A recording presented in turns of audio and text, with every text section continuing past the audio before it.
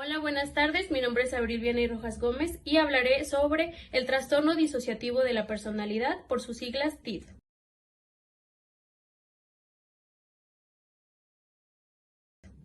Pero primero vamos a hablar de qué son los trastornos disociativos. Son trastornos mentales que suponen una desconexión y falta de continuidad entre pensamientos, recuerdos, entornos, acciones e identidad.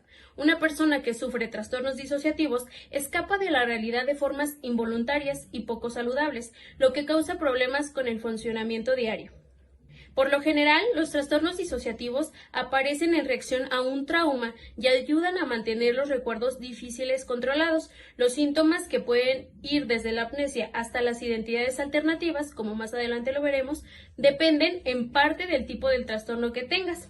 Los periodos de estrés pueden empeorar temporalmente los síntomas, haciéndolos más evidentes.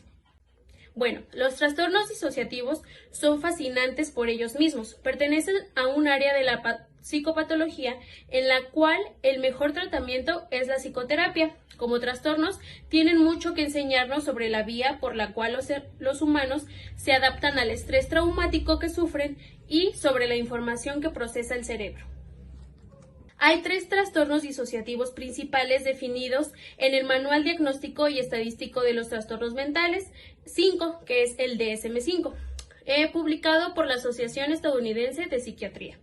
Y estos son la amnesia disociativa, el trastorno de identidad disociativo, que tiene que ver con la personalidad y es en el que nos enfocaremos el día de hoy, y el trastorno de despersonalización, desrealización.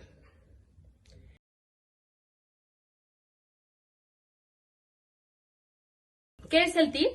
La fragmentación de la identidad produce una fuga disociativa o un trastorno de identidad disociativo. El trastorno de identidad disociativo, el TID, antes llamado trastorno de personalidad múltiple, es uno de los trastornos mentales más graves y complejos.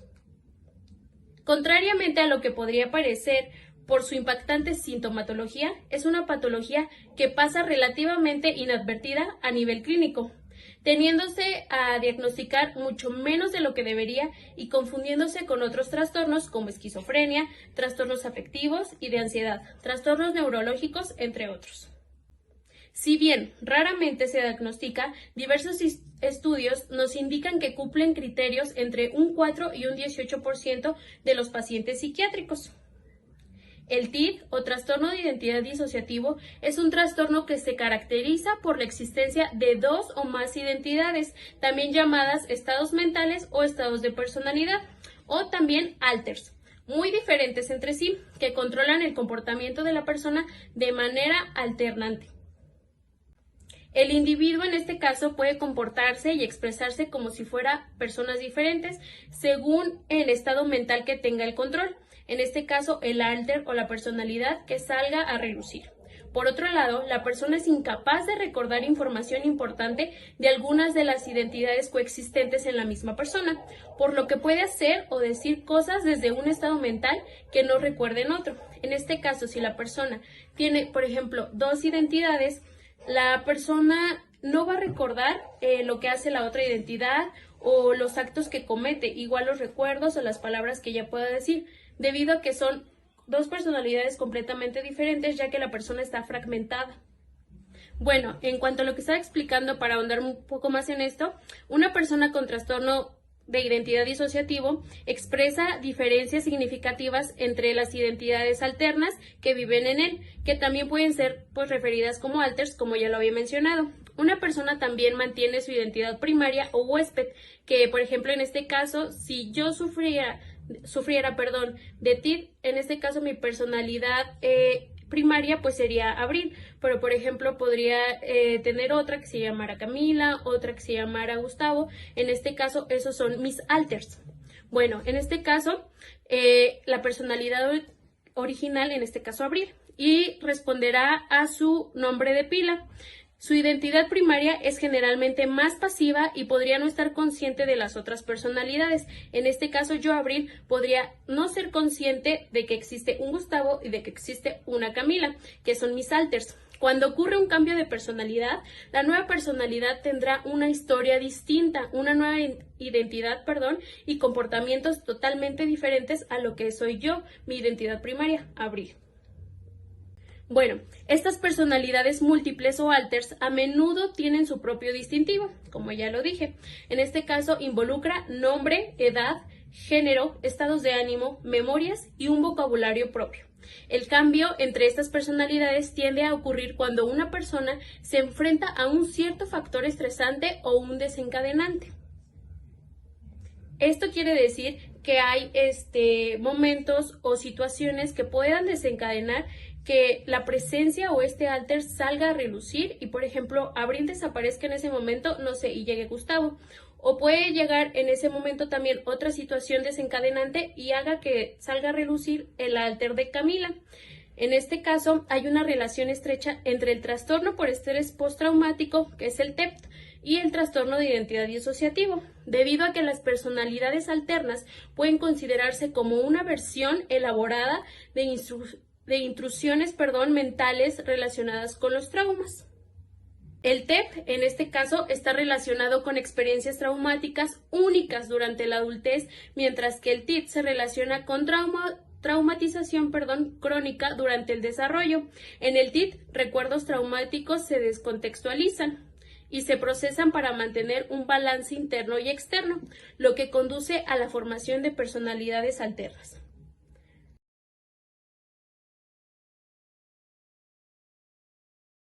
Vamos a hablar ahora sobre las causas. La causa exacta de este trastorno no se entiende por completo. Sin embargo, hay un fuerte vínculo entre la afección y el trauma, como ya se mencionaba. Esto puede ser particularmente cierto para el trauma o el abuso durante la infancia.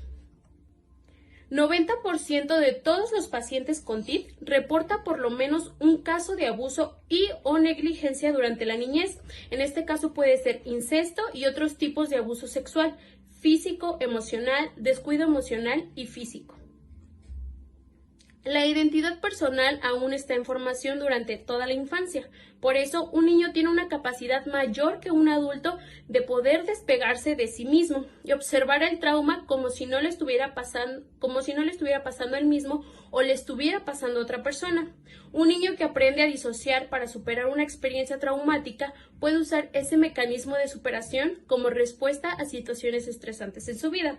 En este caso, por ejemplo, si yo, Abril, durante mi infancia tuve una vida de abuso, unos padres que no me atendían, igual hasta llegué a sufrir abuso sexual por parte de algún familiar o alguna otra persona, tengo esta capacidad como niña de poder despegarme de mí misma, de ya no ser Abril, de ver todo lo que le está sucediendo a mi persona como si fuera yo alguien más. En este caso, como yo mencionaba, como ejemplificaba, Gustavo o Camila. Lo puedo ver desde la perspectiva de Gustavo o lo puedo ver desde la perspectiva de Camila. En este caso, a Abril no le está pasando nada y yo tengo esa habilidad de poder despegarme y verlo pues de manera externa. Bueno, suceden una serie de acontecimientos tan desestabilizadores y repetidos que el niño se siente sobrepasado a nivel emocional. No puede ni huir de la situación ni luchar contra ella, por lo que la única manera que tiene de poder reaccionar es dividirse a nivel interno, distanciarse de sí mismo, como si no estuviera viviendo lo que está viviendo en realidad, y a esto lo llamamos disociación. Lo que va a marcar la diferencia será el apego, la forma que el niño tiene de vincularse afectivamente. En este caso, si yo tengo una figura de referencia positiva que me proporciona experiencias de apego seguras como protección, atención, modulación emocional, entre otras, el niño podrá aprender que la adversidad puede ser soportada y vencida, minimizando el riesgo de fragmentación psicológica y posibilitando un bienestar emocional futuro. En este caso, pues lo anterior mencionado también pues podrían ser factores protectores, pero hay factores de riesgo, en este caso como ya lo mencioné, ejemplificando en mi caso, Abril vive dentro de un entorno familiar que no es nada saludable, padres que no la atienden, abuso sexual, abuso físico, abuso verbal y sobre todo psicológico. En este caso, pues a mí me sobrepasa la situación y ¿qué es lo que hago? Pues despegarme de mí misma, verlo desde la perspectiva de Gustavo, verlo desde la perspectiva de Camila. Entonces, en este caso, ¿qué es lo que va a pasar? A mí me va a sobrepasar la situación y lo que voy a hacer es, pues, esta desconexión y este desprendimiento de mí misma. Entonces, para poder sobrellevar todo esto, Pero si yo tengo factores protectores, en este caso una persona que me atiende, una persona que me escucha, realmente toda esta situación va a pasar y no me va a afectar en lo absoluto, porque muchas veces de eso se trata la vida también. Hay personas que pasan por situaciones traumáticas y a lo mejor no son diagnosticadas con TIC, porque pues realmente no lo tienen. Son situaciones que no las sobrepasan, pero porque tienen una red de apoyo, tienen factores protectores, y entonces esto les ayuda a que solamente pase la situación y sean resilientes ante ello.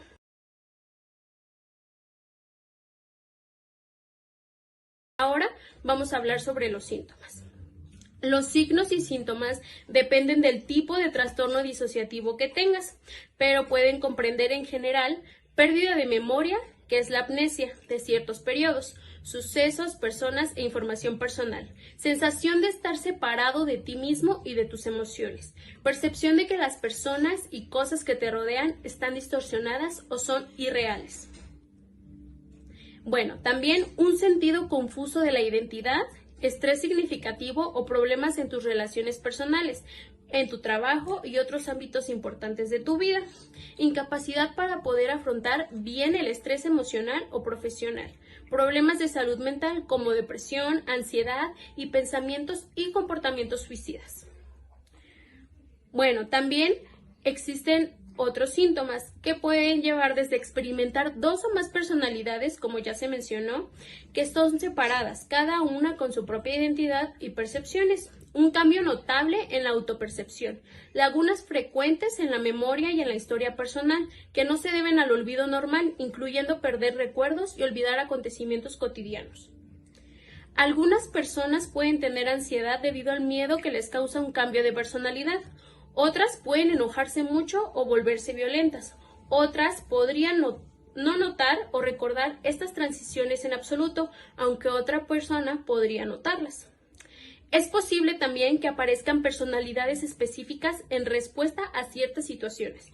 Estos síntomas pueden causar una angustia significativa a una persona y perturbar su capacidad de vivir su vida normalmente. Otros síntomas pueden incluir pérdida del sentido del tiempo, entrar en un estado de trance, experiencias extracorpóreas o despersonalización, participar en conductas que son inusuales para la persona y alteración del sueño. Una persona con trastorno de identidad disociativo también puede experimentar síntomas de otras afecciones como autolesión. Un estudio señala que más del 70% de las personas con trastorno de identidad disociativo han intentado suicidarse alguna vez.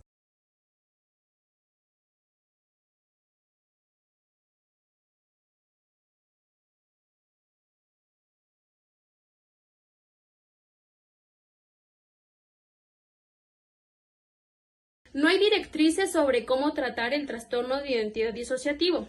Los médicos suelen recetar tratamientos de una manera personalizada. No existe ningún medicamento específico para el trastorno de identidad disociativo. Los planes de tratamiento manejan cualquier afección que ocurra junto con el trastorno de identidad disociativo y pueden combinar la psicoterapia con cualquier medicamento que sea necesario para poder ayudar con los síntomas.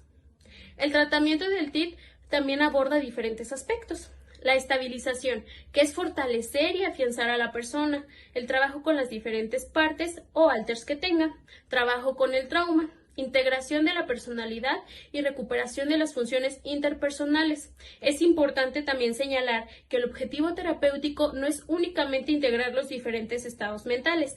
Hay que trabajar para mejorar la funcionalidad global de la persona, mejorar su calidad de vida, su autonomía, sus relaciones interpersonales, entre otras.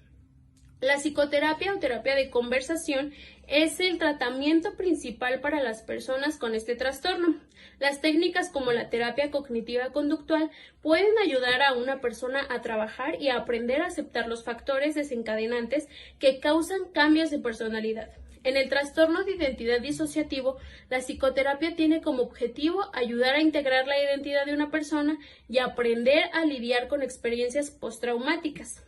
ya que, como lo mencioné en un inicio, pues en la infancia no supieron cómo sobresalir de todas estas situaciones traumáticas que vivieron. Entonces también dentro de psicoterapia nos toca manejar y ayudarle a que pueda manejar esas situaciones y a lo mejor a que no desencadene a otras personalidades o alters.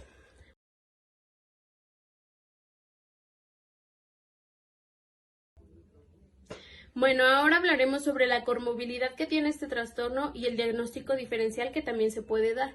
Hay que tener cuidado al momento de diagnosticar un TID o de poder dar otro diagnóstico que sea erróneo. En este caso, el TID muchas veces se puede confundir con otros trastornos, ya que, pues, como lo mencionaba en un inicio, a veces pasa desapercibido, ya que, pues, la persona no conoce sus alters o a veces, pues, estos no salen a relucir en el momento del diagnóstico o de la evaluación y por eso es que pasa desapercibido. Pero pues también tiene comorbilidad con la esquizofrenia, el trastorno límite de la personalidad, el trastorno por estrés postraumático, como ya se mencionaba, también pueden tener migraña, trastorno por déficit de atención con hiperactividad, trastorno obsesivo compulsivo, trastorno bipolar del estado de ánimo, epilepsia, y otros trastornos mentales orgánicos. Es importante también saber que tienen comorbilidad con estos y la persona que padezca TID puede también padecer algunos síntomas o características de estos trastornos que ya se mencionaron, pero es importante que se diga que tiene una comorbilidad y que puede tener ambos, no que se dé un diagnóstico erróneo dejando de lado el TID como si no existiera, ya que es importante también diagnosticar de una manera adecuada para poder darle un tratamiento y un seguimiento adecuado a cada persona. En este caso también por eso se mencionaba que el tratamiento es personalizado, porque muchas veces cuando llega una persona con nosotros tal vez a una evaluación, pues no va a ser el mismo caso que otra persona. Este trastorno es muy personal y pues es diferente ahora sí que en cada caso, porque va a tener diversos alters. Hay personas que pueden llegar con 2 personalidades, hay personas que pueden llegar con 8. Estuve leyendo muchos casos en los que realmente no solo son 2, hay veces aquí hay 3, hay 5. Incluso creo que el caso con más personalidades habla de 2500 y bueno, pues por mi parte, dentro de la explicación de este trastorno, pues ha sido todo. Muchas gracias por su atención. A continuación, presentaré 2 videos, uno sobre un caso real y el otro un caso que yo voy a interpretar sobre personalidades múltiples o sobre el trastorno de identidad disociativa. Gracias. La personalidad múltiple es eso, el nombre lo dice, por eso es que no me gusta cuando la resumen, porque la gente no entiende, DID, dicen que es esto. Personalidad múltiple es eso mismo, es una persona que tiene dentro de sí varias personalidades que entran y salen en su vida, a veces sin ella controlarla. Este es Chris. Es como una mami para él. El bebé y su mami. Nunca le desearía a alguien que padezca TIDP. ¿Por qué habría de aparentar algo que es tan duro? Hacer un documental sobre mí, mi vida, mis diferentes personalidades me asusta, pues el estigma es muy fuerte. Esas voces de verdad están dentro de ella. No es que ella se desdobla en esas voces. Y lo que dispara esto es un trauma. Todos nosotros, ante una situación que no podemos soportar, podemos hacer un vuelo a la locura. ¿Y qué es la locura? La realidad es tan horrible que yo no la puedo vivir. Tenía 17 años cuando comencé a recordar mi trauma. Más que todo el abuso sexual. Pero eran muchos tipos de abuso. Fue tan horrible lo que vivió que ella tuvo que darle a esas personalidades como un pedacito de todo eso para sacarlo de ella y para que vinieran quizás a ayudarla de alguna manera. Esto es algo serio y muy doloroso. Las voces en mi cabeza empeoraron. Eran muy fuertes todo el tiempo y todo se puso muy mal. Todo era muy caótico. Tomé muy en serio la posibilidad de suicidarme. Porque quería irme. Quería renunciar.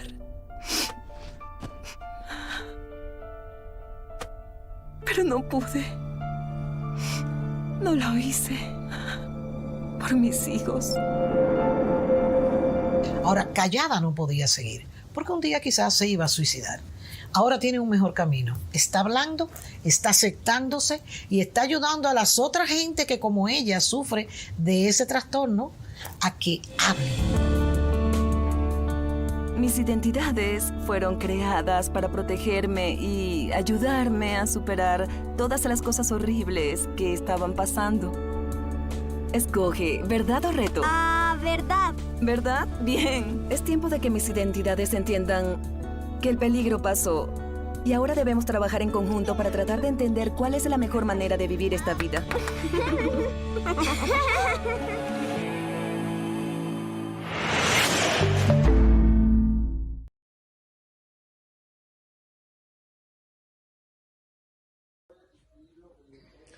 Hola, mi nombre es Claudia y hoy les quiero presentar mi sistema de alters, ya que yo padezco TIF. Bueno, por el momento confirmado solo somos 3, incluyéndome a mí. Bueno, como dije, yo soy Claudia, la identidad primaria de todo este sistema. Esta es la vida que llevo día a día. Tengo 28 años. Soy la que da la cara y la que toma las decisiones finales de todos nosotros. Los demás alters, de hecho, me llaman Nani. Bueno, la primera identidad o alter es Ander. Él es un masculino de 28 años. Su rol dentro de mi sistema es como ser el protector principal. El organizador, es pacífico, racional. Digamos que es como la mente fría de todos nosotros. Se encarga de manejar la culpa, la disciplina, la responsabilidad, la objetividad. Es el que me recuerda lo que está bien y lo que está mal. Y bueno, por último está Leida. Es una mujer de 29 años. Su rol dentro de nosotros es ser persecutora. Esto significa que es la que es agresiva con todo el sistema. Yo considero que es un rol muy complicado. Se entiende que puede ser la introyección de un abuso que se sufrió anteriormente. Ella es la parte emocional de todos nosotros. Es la posible retenedora del trauma y fue la primera en salir. Es la administradora de la ira, sentimientos vengativos, abrumadores, autodestructivos. También retiene muchas cosas que yo no puedo manejar. Y bueno, pues este es mi sistema. Yo soy Claudia, soy una persona que padece TIF.